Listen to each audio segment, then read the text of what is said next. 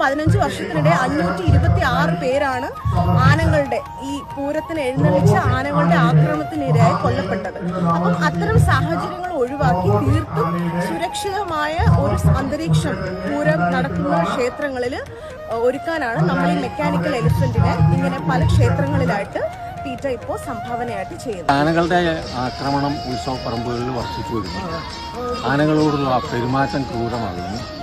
ആനകളെ കൂടുതൽ സമയം വെയിൽ കൊള്ളിച്ച് എഴുന്നള്ളിക്കുന്നു തുടങ്ങിയ ദുരന്തങ്ങൾ കണ്ടു മനസ്സിലാക്കിയിട്ട് അതിനൊരു പരിഹാരം എന്ന നിലയിൽ ക്ഷേത്രങ്ങളിൽ ഇപ്പോൾ ഇതുപോലുള്ള ആനകളെ എഴുന്നള്ളിച്ചാലും മതി എന്ന് തന്ത്രവിധി വന്നിട്ടുണ്ട്.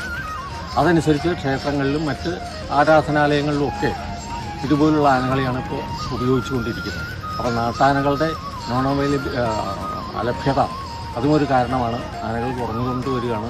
അപ്പോൾ കൂടുതൽ അടുത്ത കാലഘട്ടത്തിൽ ഒരു 10 വർഷത്തിനുള്ളിൽ എഴുന്നള്ളിപ്പിന് ആനകളെ കിട്ടാൻ സാധ്യത ഇല്ലാത്ത ഒരവസ്ഥ കേരളത്തിൽ വരും. അത് മുൻകൂട്ടി കണ്ടുകൊണ്ട് തന്നെയാണ് ഇപ്പോൾ ഇതുപോലുള്ള സംവിധാനങ്ങൾ ഏർപ്പെടുത്തിയിട്ടുള്ളത്. രഥം ഏർപ്പെടുത്തിയിട്ടുണ്ട്, ഇതുപോലുള്ള റോബോട്ടിക് എലിഫൻസ് അതും ഉണ്ട്. അതിലേറ്റവും അട്രാക്റ്റീവായിട്ട് തോന്നിയത് ഈ റോബോട്ടിക് എലിഫൻ്റാണ്.